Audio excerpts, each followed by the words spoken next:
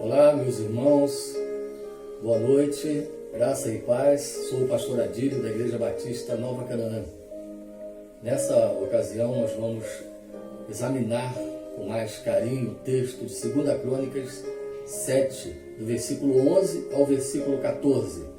Quero convidar todos vocês para esse estudo e anote, faça suas anotações, que nós queremos que vocês participem também conosco desse estudo em suas casas, ok? Vamos fazer a leitura da palavra de Deus. 2 Crônicas 7, do versículo 11 ao versículo 14. Assim Salomão acabou a casa do Senhor e a casa do rei. E tudo quanto Salomão intentou fazer na casa do Senhor e na sua casa, prosperamente o efetuou. E o Senhor apareceu de noite a Salomão e disse-lhe: ouvi tua oração, e escolhi para mim este lugar para a casa de sacrifício. Se eu cerrar os céus, e não houver chuva, ou se ordenar aos gafanhotos que consumam a terra, ou se enviar a peste entre o meu povo, e se o meu povo que se chama pelo meu nome se humilhar, e orar, e buscar a minha face, e se converter dos seus maus caminhos, então eu ouvirei dos céus, perdoarei os seus pecados, e sararei a sua terra. Pesados queridos irmãos, essa aparição de Deus a Salomão, ele diz: ouvi a tua oração. Então a resposta, essas palavras que nós lemos, é a resposta de Deus à oração de Salomão. Então nós precisamos recuar um pouco no capítulo 6 para entender qual foi a oração de Salomão, ok? A oração de Salomão começa no capítulo 6, do verso 12 até o verso 42. E eu não vou ler toda essa oração, porque é muito longa, mas eu quero ler o versículo 26.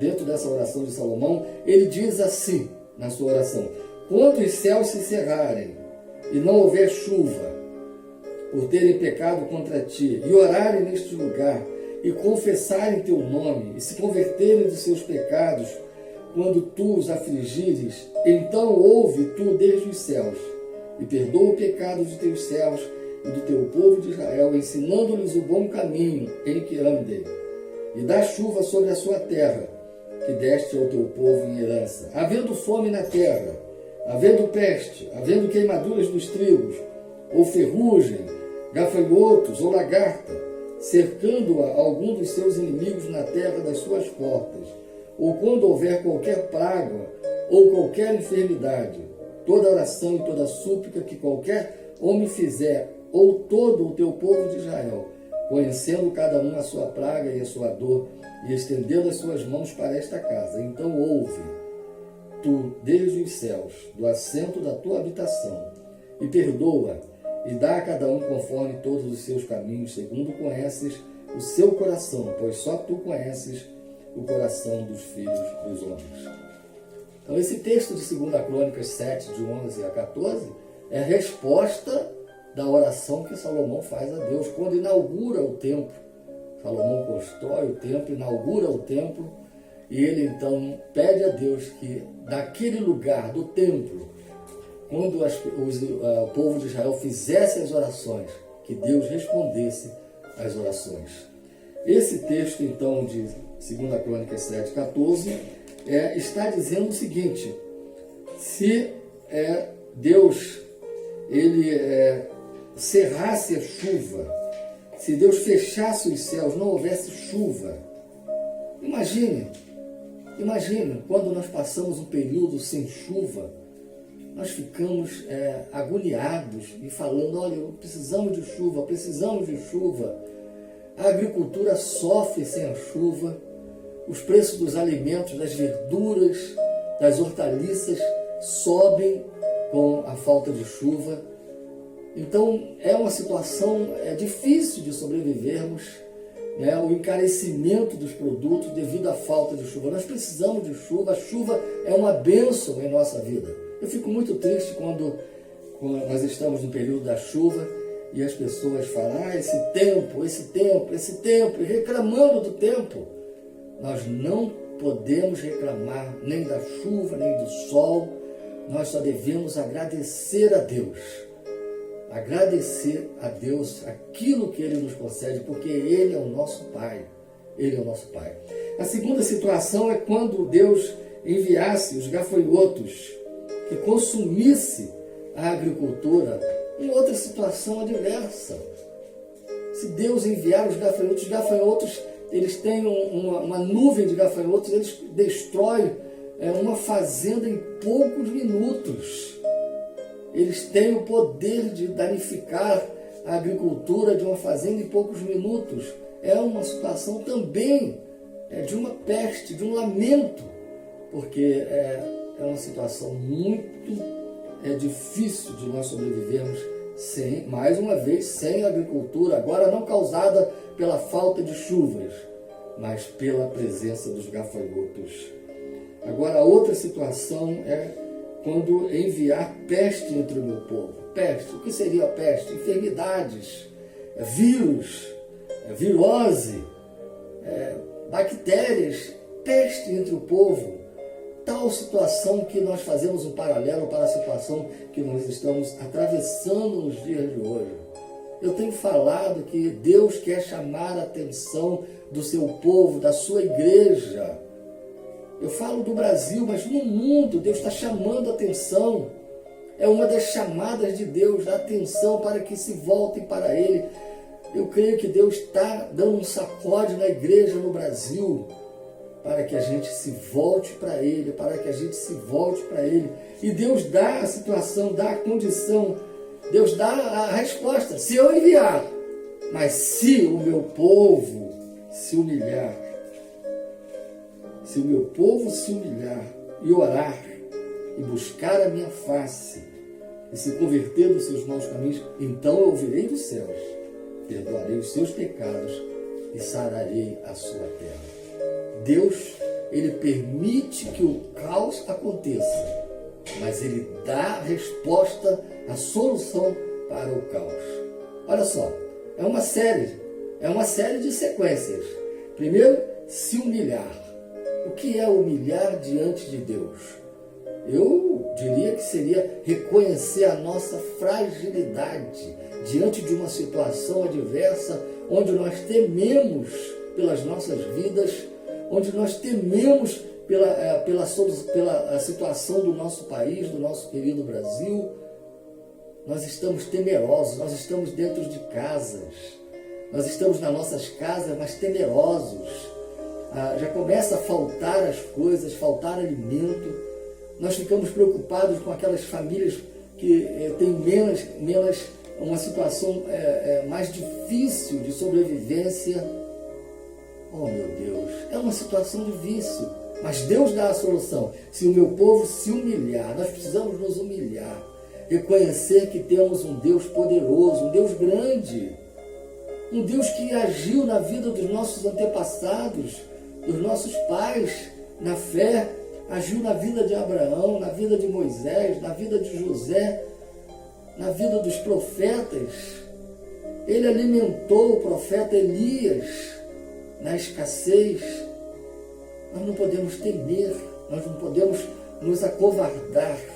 Nós temos que clamar, nos voltar para Deus, o Deus Todo-Poderoso, o Deus onipotente, onisciente, onipresente. Nós temos que voltar para Iavé, nós temos que voltar para Jeová Jireh. O Senhor proverá, Deus proverá. Mas há uma sequência de atitudes que o povo de Deus precisa tomar. Primeiro é se humilhar, segundo é orar. O que é a oração? É nós falarmos com Deus, nós colocarmos as nossas ansiedades ao pé da cruz, é nós orarmos, pedimos a intercessão de Deus sobre a terra, sobre as nossas vidas. Orar é falar com Deus. Nós temos um Pai, o Filho fala com o Pai, o Pai responde ao Filho.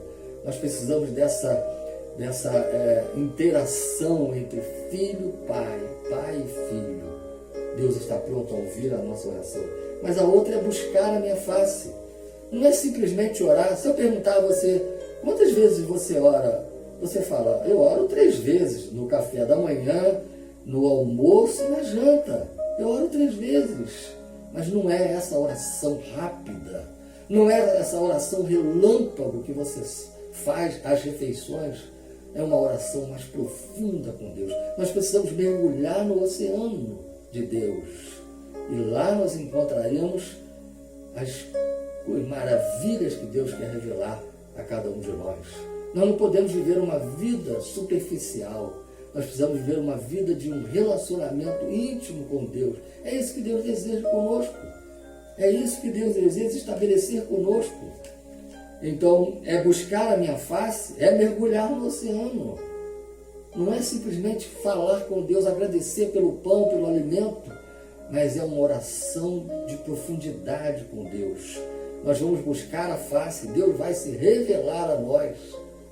Deus vai se revelar a nós. Como diz Jeremias 33:3, clama a mim, responder-te-ei, anunciar-te-ei coisas grandes e firmes que não sabes.